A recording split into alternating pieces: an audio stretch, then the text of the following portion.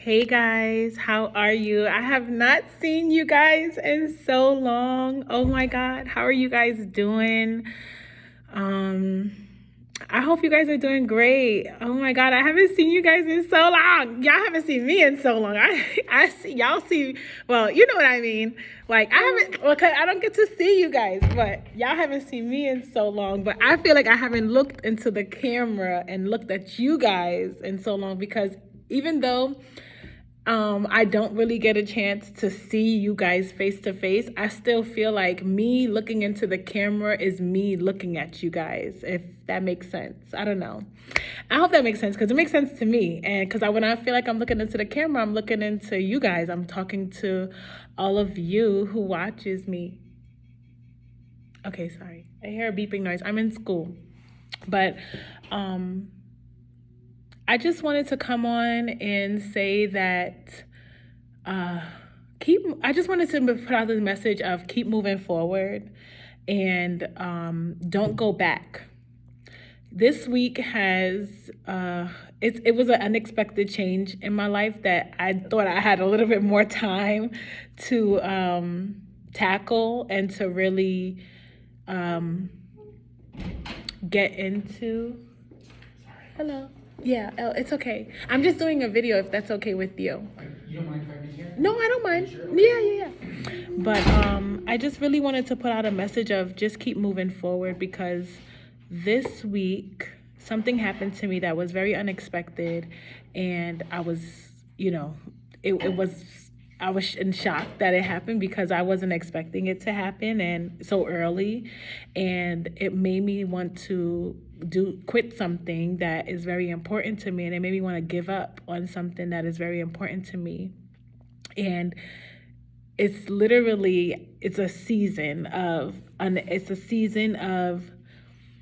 how do I say, like, a time where I'm basically at my finish line with school, and it came to a point where I have to choose. I have to either choose to go in God's way, or I have to choose to go and to take control of my own life and to harm and kind of in a way harm myself, because I could have quit school, and it pertained to me having to quit school, and that's something that I wouldn't have gotten this far if I was meant to quit school. And the message is just to keep moving forward, and that when the enemy is trying to take you down, and when people who think that they can control your life is trying to take you down, don't let them, because it comes to a period where they are trying to have control of your life rather than God be able to do what he wills for you. So this week, so that's the message for this week, is just keep moving forward no matter how hard. And the thing that comes with this is I am a very like hyper independent person. I like to do things myself, and I'm learning about leadership, and that in leadership, leaders don't do everything themselves. And I don't want to say it like in a rude way, but they kind of have to initiate everyone to take a role. And they have to understand, because a real leader would understand that I can't do everything myself, and I can't take care of my kids myself. And I thought, I could. I did it for a season. I did it probably, for about, for a season. And I thought, I can continue this way, but I can't continue this way, because if I continue this way, I'm going to be like depleted. I'm going to have so much anxiety and so much unexpected changes, harming my own self, because I wanted to do everything myself. But I'm learning that, I have to take that chip off my shoulder, and I have to really, in a way, let things be done. I had to ask for help from people that I really haven't asked for help in a long time, because of the circumstances of, the way that I felt. And because I felt, how do I say, like, I kind of was angry in a way. I was angry at them, and I felt like, I'm going to be angry for as long as I want to be angry. And it's coming to the terms that God doesn't want me to be. I've kind of forgiven it, but I'm still working on forgiveness and trying to like get through that point. But now it's to the point where I gotta let it go. And I think that's where he is with me, is you gotta let it go. I got to let it go, because if I don't let it go, it's going to keep being a chip on my shoulder, and I'm not going to be able to have eternal peace or internal peace and be able to just, walk with love and walk with grace and walk with patience. And so today I had to do something that I really didn't want to do, but I kind of was, well, I wouldn't say forced, but it came to a point where I was like, Sierra, you got to do it. You're going to have to do it, because you can't quit on yourself. And it's also kind of like, I feel like I'm being tested in a way, because not just from the enemy, but from God as well, because he's trying to see, am I really going to, I feel like it's also like, are you going to make this step and harm yourself, or are you going to let that pride go and do what you have to do for yourself and for the people around you, and forgive? And forgiveness isn't for them, it's for me, because when I forgave one person, I felt so much lighter, felt so much better. And I come from a family where I feel like it's a lot of conditional love. It's not unconditional. And I try not to see things. I try to give as much unconditional love as I can, but it also stems in the back of my mind that I feel like I said, this might be the enemy, it might be the devil, I don't know, but it's in the back of my mind, it's saying like, they're only gonna this, they're only gonna that. And it's hard for me to like really fight against myself and say, no, I have to just believe that what God wants is what he wants, and I'm going to walk with him, because I'm walking by faith, not by sight. And this is what this decision has caused me to do, is to walk by faith and not by sight, and to understand that I'm trying to understand what's happening in my life, but also trying to let my guards down a little bit, and let that pride down, especially because the pride is really high. And I read the quote the other day. What is it? Pride cometh before the fall. And I don't want to fall at all. So what I'm going to do is I'm going to let the pride down. It's going to take me a little bit of time, but I'm going to let it down, because I don't want to fall.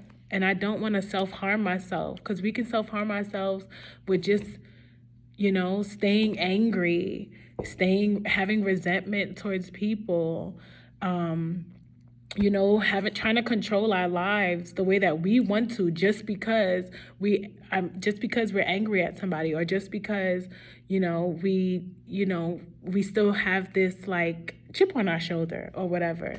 And it's so funny, because as soon as I made the call to actually ask what I needed from somebody, I felt so much lighter just doing that one thing, because it was like a moment of me letting go. Like, maybe it's just was me. Maybe we have to go down everything has to be done a certain way, and we have to go down our own paths and the way that we need to go through for us to come to a place of how to figure out our own healing process and how the way we heal. But yeah, it was hard for me. And since this morning, I was telling myself I did not want to do it, because I just didn't want to I don't want to owe anybody anything. But it's a way, and I had to really talk to myself and talk to God about it, is because I can still set boundaries and still be able to, have my needs met, or have a need met, or to meet somebody else's need, and they can set boundaries with me too. And that's one thing that I do, is I come from a family that they don't set boundaries, but I am choosing to set those boundaries, because I'm tired of living in that way. I'm living in a different way. And So what I do now is I let people know that you can say no to me. It's okay to say no. I let them know, like, before I ask the question or before I do anything, you can say no. You don't have to say yes, because I want them to know that they can set boundaries with me too, because that's giving another person, they can see that boundary setting is healthy for you and it's right. You don't owe me anything, because I don't want to owe anyone anything. So that's what I have today. So just don't let people try to stop you, because it's one person that is trying to stop me from the decisions that I'm doing, because they want me to crawl back. And people think that they are your God, that they are my God, and they are not my God. And I think that's what people want. People want people to think that, oh, I do have control over your life. I can control you. When in doubt, they can't. They have no say in your life.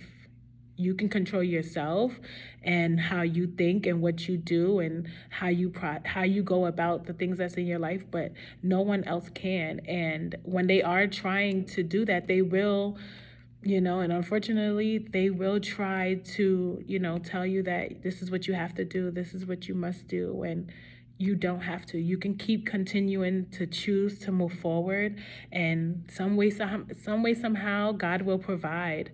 But we have to be willing to be open to the way that He wants to provide for us. And that's what I had to do today, is I had to be open to the way that He wants to provide for me, because I have the resources right in front of me. I have it. I have to be willing to actually go and seek those resources, though, and put my pride down and to really say, like, okay, I do need help, and I can't do this alone.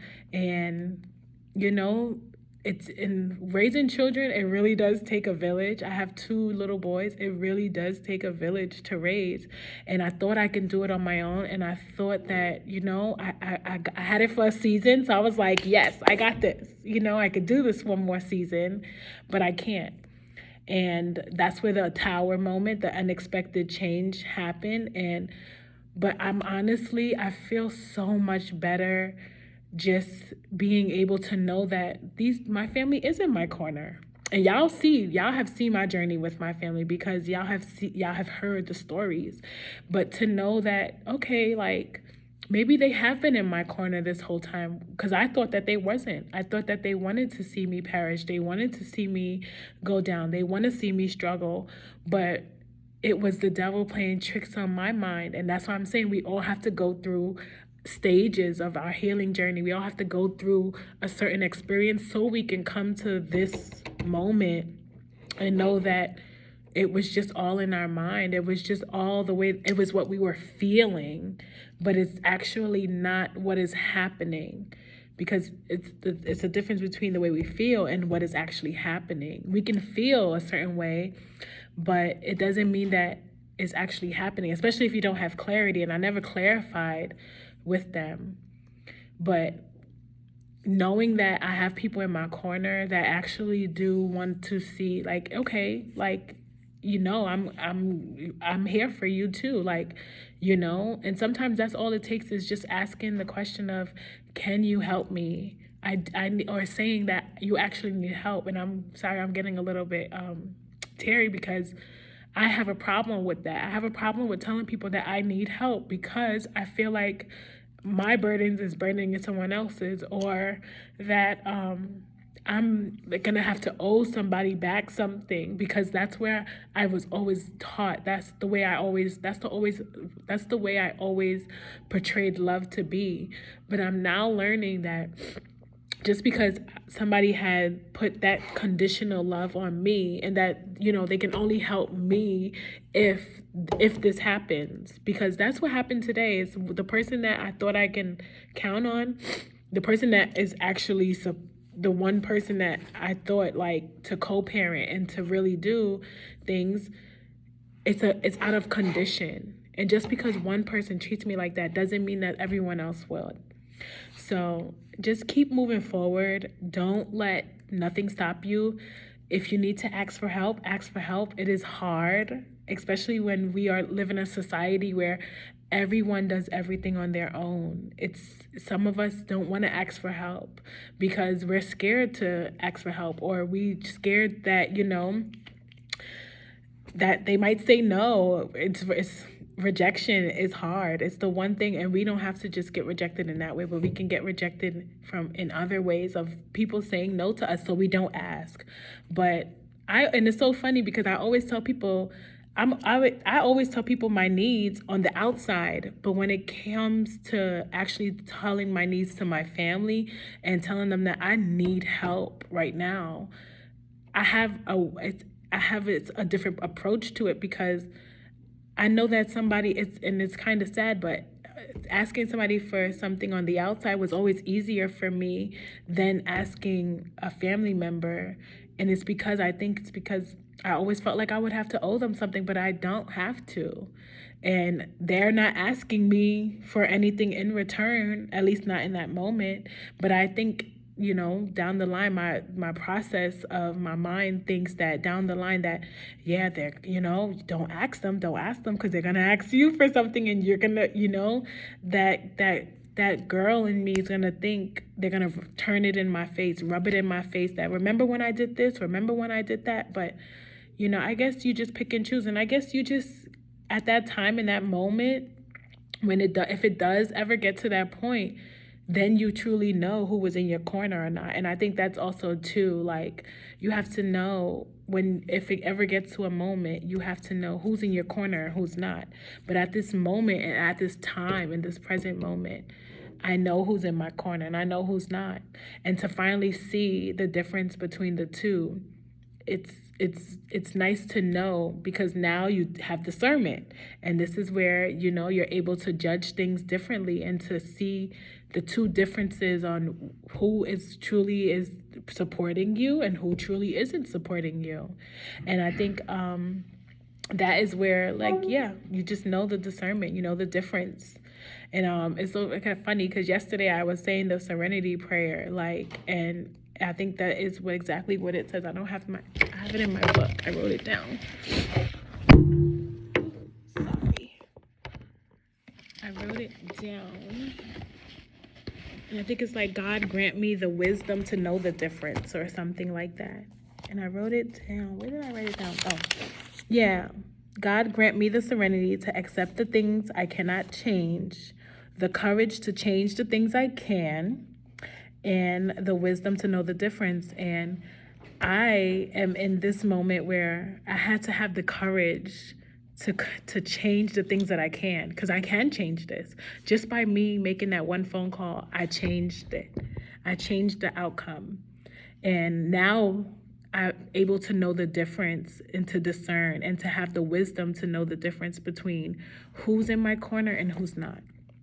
So don't quit on yourself. If you got to make the call, make the call. If you got to, put the pride to the side, let it go, and know that God is with you, and that the answer is always right in front of us. It's just we don't want to. And it's because lately I've been saying, I can't do this, I can't do this, I can't do this. But it's not that I can't do it. I just don't want to.